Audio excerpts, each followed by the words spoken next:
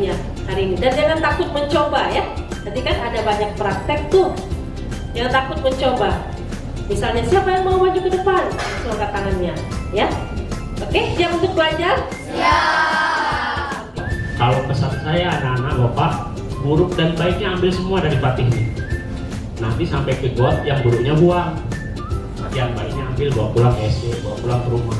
Karena kalau ditinggalin di Fatih yang buruknya, nanti numpuk tinggal yang buruk karena yang baik habis diambilin ya.